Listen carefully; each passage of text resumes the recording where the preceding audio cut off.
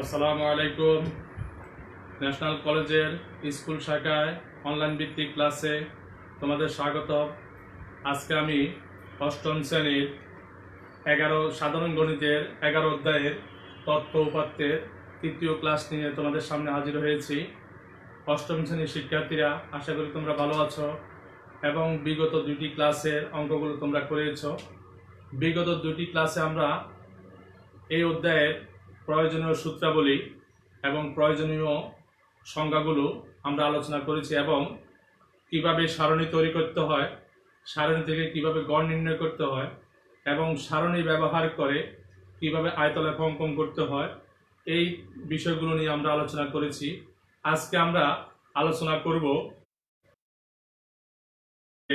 কিভাবে আমরা মধ্যক এবং প্রচুরক নির্ণয় করব, আবার একটা সারণী থেকে আমরা কিভাবে পাইচিত্র নির্ণয় করব, পাইচিত্র আঁকবো, সেটা নিয়ে আলোচনা করব। তো শিক্ষার্থীরা, আশা করি তোমরা বই খাতা নিয়ে হাজির আছো। যারা লাইভে আছো তারা আমাকে একটু কমেন্টস করে জানাও তোমাদের লেখা দেখা যাচ্ছে কিনা, একটু কমেন্টস করে জানাও। যারা লাইভে আছো একটু মেসেজ করো শব্দ শোনা যাচ্ছে কিনা। যাই হোক, আমরা অঙ্কে চলে যাই। আমরা আজকে 12 নম্বর অঙ্কটা করব তোমাদের বইয়ের 12 নম্বর। এই অঙ্কে দেখো দেওয়া আছে এই 40 জন গৃহিণীর সাপ্তাহিক সঞ্চয়, এক সপ্তাহে তারা সঞ্চয় করে। শুরুতে 155, 173 এভাবে দেওয়া আছে। কতজন? 40 জন। এখন তোমাদেরকে এখানে বলা হয়েছে যে এই যে তাদের জমা, সঞ্চয় মানে কি? জমা। এই যে জমা করে প্রতিজনে গড়ে কত টাকা জমা করে। তো গড়, আমরা গড় নির্ণয় তোমাদেরকে পূর্ব দেখিয়েছি যে সবগুলো কি হবে? যোগ হবে, তারপরে সংখ্যা দ্বারা ভাগ হবে। সুতরাং আমরা গড় নির্ণয়ে যাব না, আমরা এটা দ্বিতীয় অংশে যাব, মধ্যক নির্ণয়। আমরা কিতে যাব? মধ্যক নির্ণয়ে যাব। তাহলে মধ্যক নির্ণয়ের জন্য আমরা এভাবে মধ্যক নির্ণয় 12 নম্বর এখানে লিখবো আমরা মধ্যক নির্ণয়। মধ্যক নির্ণয় করার জন্য আমরা প্রথমে কি করব, যে এই যে প্রদত্ত সঞ্চয়গুলোকে মানের ঊর্ধ্বক্রমে সাজিয়ে নিয়ে যাব। প্রদত্ত সঞ্চয়গুলোকে আমরা কি করব? মানের ঊর্ধ্বক্রম। তোমাদের এখানে বইতে দেখো মানের ঊর্ধ্বক্রমে সাজানো নাই, এই জন্য এটাকে মানের ঊর্ধ্ব, অর্থাৎ ছোট থেকে বড় আকারে আমরা সাজিয়ে নিয়ে গেলাম। আমি এখানে নিয়ে গেছি। যেমন দেখো তোমাদের এখানে সবচেয়ে ক্ষুদ্র সঞ্চয় আছে কত? 122। আর সবচেয়ে বড় আছে কত? 175। এই জন্য আমরা 122, 125, 132, 135, 136 এভাবে আমরা 175 পর্যন্ত আমরা সাজিয়ে নিয়ে গেলাম। তাহলে আমরা এখন এটার থেকে আমরা আবার বলছি, আমরা এখানে গড় নির্ণয় করব না। তাহলে গড় নির্ণয়ের জন্য আমরা কি রাখবো? এখানে যোগ চিহ্ন করে তোমরা মোট দিবা। আমরা এটা গড় নির্ণয় আপাতত করছি না। আমরা যেহেতু পূর্বের ক্লাসগুলোতে আমরা গড় নির্ণয় কিভাবে করে সেটা দেখিয়েছি, আজকে আমরা মধ্যক কিভাবে করে সেটা দেখাবো। আজকে আমরা কি দেখাবো? মধ্যক কিভাবে নির্ণয় করে সেটা দেখাবো। তাহলে দেখো এখানে মোট সঞ্চয় হলো কয়টা? 40টা। মোট সঞ্চয় কয়টা? 40টা। তাহলে এখানে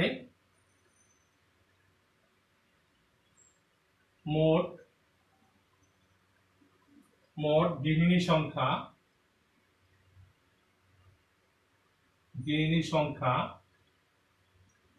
40 জন। মোট গৃহিণী সংখ্যা 40 জন। তাহলে মোট গৃহিণী 40 জন, এটা কি জোড় না বিজোড় তোমরা কেউ বলবে? তাহলে যা একটি জোড় সংখ্যা, যা একটি জোড় সংখ্যা। তাহলে জোড় সংখ্যার ক্ষেত্রে মধ্যক নির্ণয়ের সূত্র আমরা পড়েছিলাম n/2 তম পদ প্লাস n/2 প্লাস 1 তম পদ বাই n/2 তম পদ প্লাস n/2 প্লাস 1 তম পদ বাই 2। তাহলে যেহেতু এটা জোড় সংখ্যা, সুতরাং মধ্যক সমান এখানে n এর মান কত? 40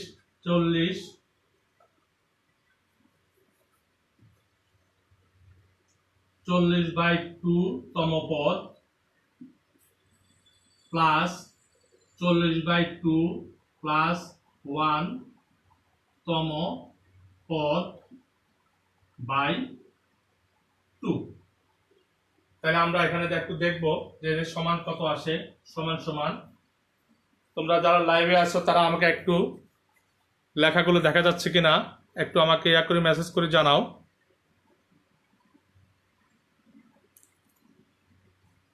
একটু মেসেজ করে জানালে আমার জন্য ভালো হতো, তোমাদের জন্য ভালো হয়। তাহলে সমান সমান, এখানে 40কে 2 দ্বারা ভাগ করলে হয় 20তম পদ, আর এখানে 40কে 2 দ্বারা ভাগ করলে হবে 20, 20 এর একই হলো 21তম পদ বাই 2 সমান সমান। এবার আসো আমরা হিসাবের পালা। আমাদের এখানে 20তম পদ কোনটা? এটা 1 2 3 4 5 6 7 8 9 10 11 12 13 14 15 16 17 18 19 20। তাহলে আমাদের 20তম পদ কত? 150। 21তম পদ কত? তাও 150। তাহলে 20তম পদ হলো 150 যোগ 21তম পদ 150 ভাগ 2 সমান সমান 150 যোগ 150 হয় 300, আর হবে 2 সমান সমান 150। তাহলে আমাদের মধ্যক পেলাম কত?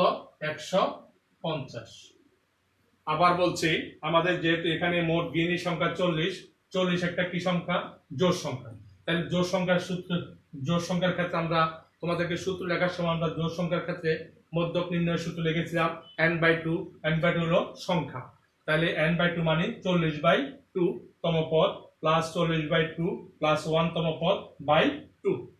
তাহলে 40কে 2 দ্বারা ভাগ করলে হবে 20তম পদ, 40কে 2 দ্বারা ভাগ করলে হবে 20 আর যোগ 1 21তম পদ।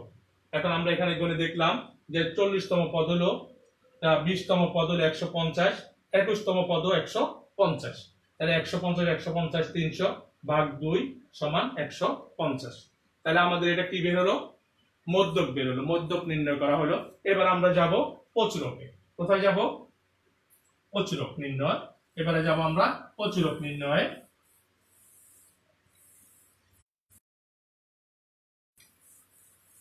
প্রচুরক নির্ণয় আমাদের যে প্রচুরক, এখানে এটা আমরা প্রচুরক নির্ণয় লিখে দিই। এখন প্রচুরক নির্ণয় আমরা কিভাবে করব? প্রচুরক, প্রচুরক নির্ণয়ের ক্ষেত্রে আমরা মানের ঊর্ধ্বক্রমে সাজাবো প্রথমে, তারপর দেখব কে কয়টা কয়বার আছে। দেখো এখানে 22 একবার, 25 একবার, 132 একবার, 135 একবার, 136 একবার, 137 একবার, কিন্তু 140 তিনবার। এখানে এখানে 140 তিনবার। তারপরে 141 একবার, 142 একবার, 143 একবার, 145 দুইবার, 145 দুইবার। তারপরে কি আছে? 146 দুইবার, 146 দুইবার, 146 দুইবার, 147 একবার, 148 দুইবার, 148 দুইবার। তারপর আছে 150 দুইবার, 150 দুইবার।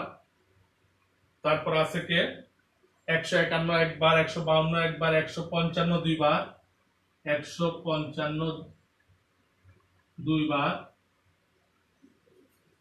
তারপরে 156 আছে তিনবার, 156 তিনবার,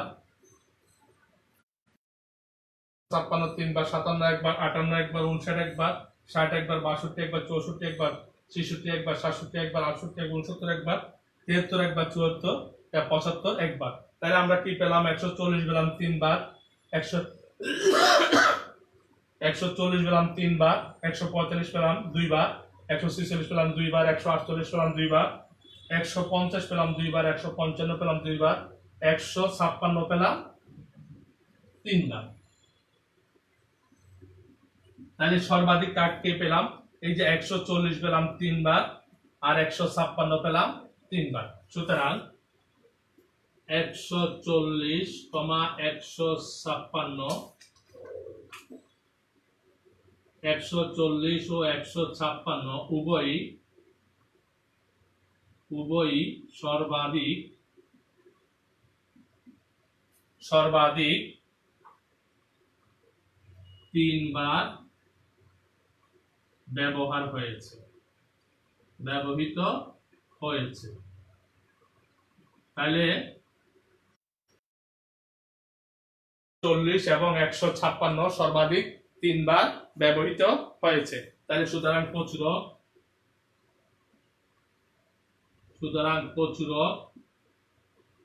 কত 140 ও 156। প্রচুরক 140 ও 156। তাহলে শিক্ষার্থীরা তোমরা একটু দেখে নাও যে তোমাদের কোনো কোথাও সমস্যা আছে কিনা, একটু দেখে নাও।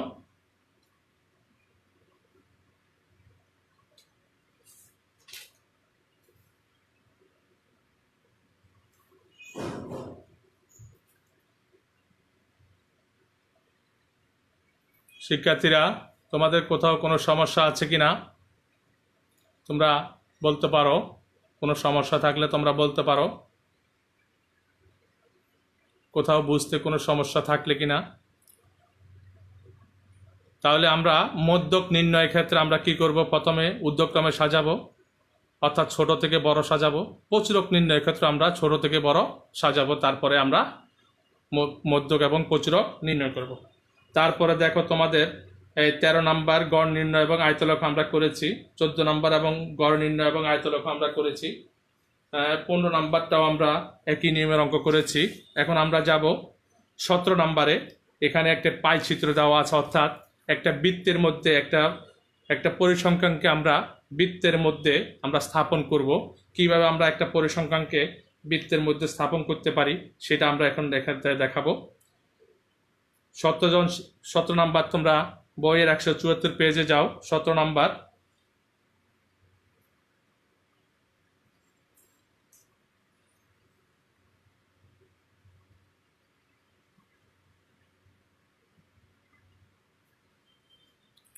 তোমরা বইয়ের 174 পেজে 17 নম্বরে যাও। আমরা 17 নম্বর এখন যাব, অঙ্কন করতে হয় সেটা আমরা এখন দেখব।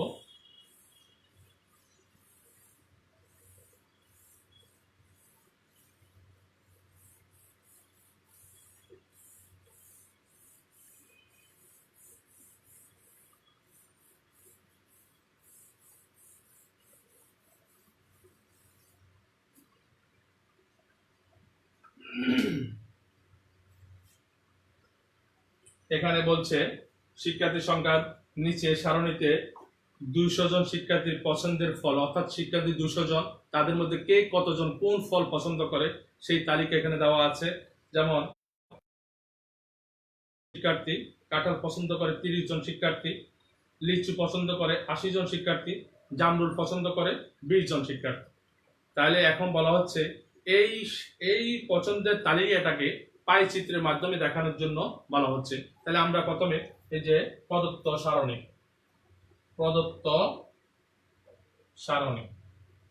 সারণীটা আমরা প্রথম কাজ হলো কি, আমাদের প্রদত্ত সারণীটা আমরা এখানে তুলে ধরবো। কি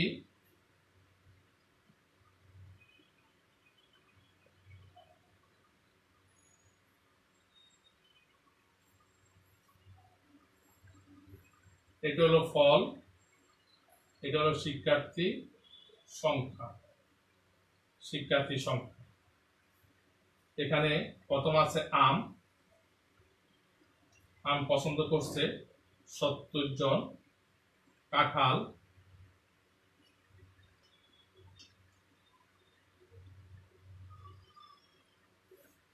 পছন্দ করছে 30 জন, তারপরে লিচু পছন্দ করছে 80 জন, আর একটা কি আছে জামরুল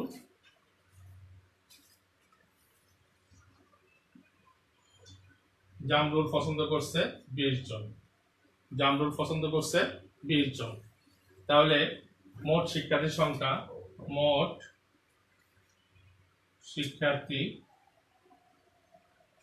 সংখ্যা কতজন? 200 জন। মোট শিক্ষার্থী সংখ্যা কতজন? এই 200 জনকে আমরা পাই চিত্রে 360 ডিগ্রিকে বন্টন করে দেব। পাই চিত্রে কত ডিগ্রি কোণ আছে? একটা বৃত্তে কত ডিগ্রি কোণ আছে? 360 ডিগ্রি। কত ডিগ্রি? 360 ডিগ্রি কোণ আছে। এই 360 ডিগ্রি কোণে আমরা এটাকে বন্টন করে দেব। 360 ডিগ্রি কোণের মধ্যে আমরা বন্টন করে দেব। এখন আসো, এই প্রথমে আছে কি আম, প্রথমে আছে কি আম। আম পছন্দ, আম পছন্দ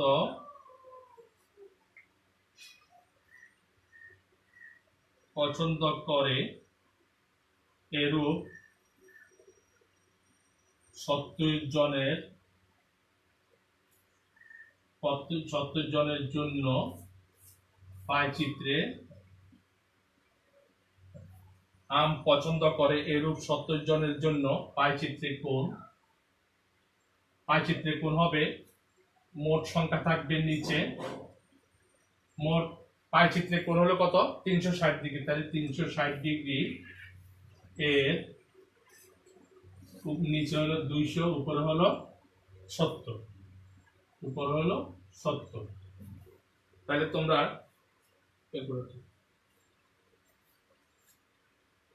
এটা ক্যালকুলেটর তোমরা বের করবে। তাহলে ক্যালকুলেটর বের করলে কত হয়? 300, এখানে 0 0 কাটো, আর থাকে কত? থাকে 2, 18 দুগুণে 34, 180।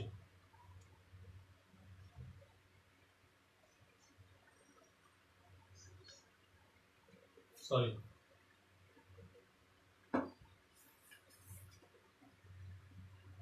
360 ডিগ্রি এর নিচে 200, উপরে 70। এখানে 0 একটা, এটা কাটো, 18 দুগুণে 36। তাহলে তোমরা কাটাকাটি না করে ডাইরেক্ট গুণ করে ভাগ করে দিতে পারো। তাহলে এখানে ধরতে 18 গুণ 7 সমান সমান 126 ডিগ্রি। 126 ডিগ্রি। তাহলে আমরা 70 জনের জন্য আমরা কোণ পেলাম 126 ডিগ্রি। আমরা 70 জনের জন্য আমরা পাইচিত্রে কোণ পেলাম কত? 126 ডিগ্রি।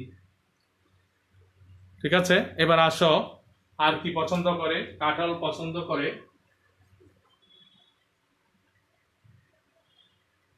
কাঁঠাল পছন্দ করে এরূপ কতজন? 30 জন। 30 জনের জন্য পাইচিত্রে কোণ সমান 360 এর 200/30 সমান সমান হয়। একইভাবে তোমরা এইভাবে কাটবে, 18 দুগুণে 36, তাহলে 3 18 54। তারপরে আছে কে? লিচু। লিচু পছন্দ করে এরূপ কতজন? 80 জন। জন্য পাইচিত্রে কোণ সমান 360 এর 200, আর উপর হলো 80 সমান, তাহলে 0 0 কাটো, 0 0 থাকে, 18 দুগুণে 36 সমান সমান 18 গুণ 8, 144। 144 ডিগ্রি। লাস্ট ওয়ান আছে কি? জামরুল। জামরুল পছন্দ করে এরূপ কতজন? 20 জনের জন্য পাইচিত্রে কোণ সমান কত? 360 ডিগ্রি এর 200, আর হলো 20। তাহলে সমান সমান কত হয়?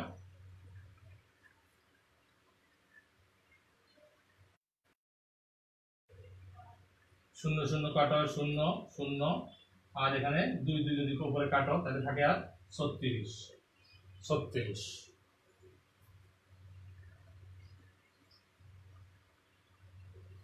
তাহলে শিক্ষার্থীরা তোমরা কি বুঝতে পারছো এই পর্যন্ত? তোমরা দেখো কোথাও কোনো সমস্যা আছে কিনা। তাহলে আমরা আমের জন্য, আমের যে 70 জন শিক্ষার্থী তার জন্য আমরা পাইচিত্রে কোণ পেলাম 126। তারপরে কাঁঠালের জন্য আমাদের আছে 30 জন শিক্ষার্থী, তার জন্য পেলাম আমরা 54 ডিগ্রি।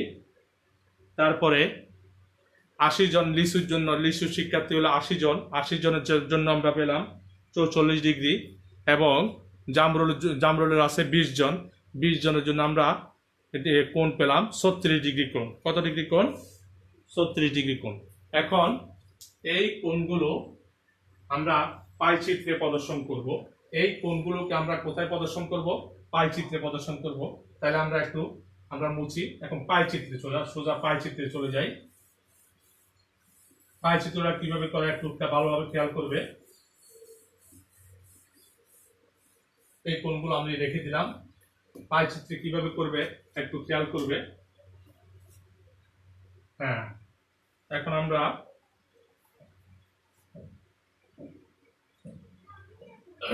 পাই চিত্র, এখন কি আঁকবো? আমরা পাই চিত্র আঁকবো। পাই চিত্রের জন্য আমরা একটা বৃত্ত নেব, একটু বড় করে একটা বৃত্ত নেব। এটা হলো বৃত্তের কেন্দ্র, এটা হলো বৃত্তের কেন্দ্র। এখন এই বৃত্তের কেন্দ্র বরাবর যে কোনো একটা জায়গা আমরা একটা ব্যাসার্ধ নেব। এবারে তোমরা চাঁদা ব্যবহার করবে। এবারে তোমরা চাঁদা ব্যবহার করবে। প্রথমে কত ডিগ্রি কোণ নিবে? প্রথমে কত ডিগ্রি কোণ নিবে? 126 ডিগ্রি। 126, এই যে এখানে বসাইয়া, এই যে দেখছো এখানে বসাইয়া 126 ডিগ্রি কোণ তোমরা নিবে। এই যে এভাবে বসাইয়া এখানে আছে 90, 110, 20, 30 এর আগে অর্থাৎ 125 এর পরের ঘরটা আনুমানিক তোমরা নিলে চলবে। এই 126 এখানে 126, এটা হলো 126। এই 126 বরাবর তোমরা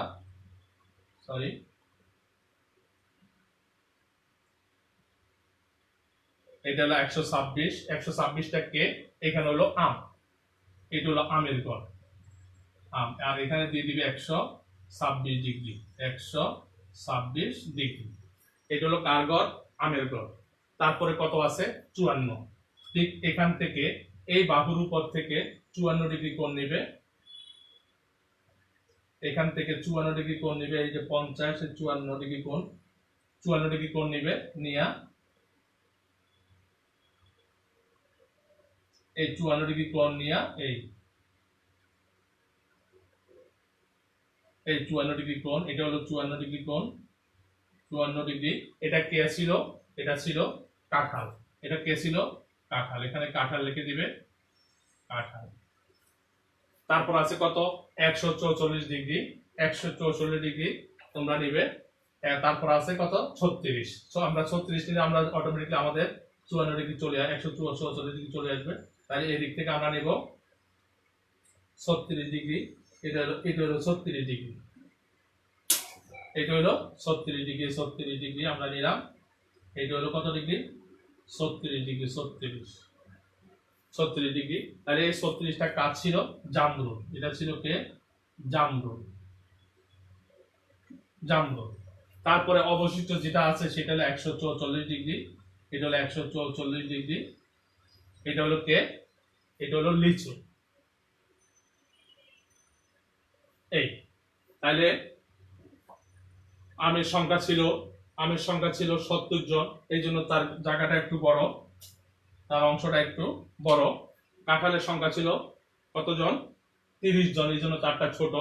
লিচুর সংখ্যা ছিল আমের থেকে বড়, এই জন্য তার কোণটাও বড় এবং জায়গাটাও তার বেশি দখল করছে। আর এই জামরুলের সংখ্যা ছিল সবার থেকে ছোট, এই জন্য তার অংশটা হলো কি? সবার থেকে ছোট।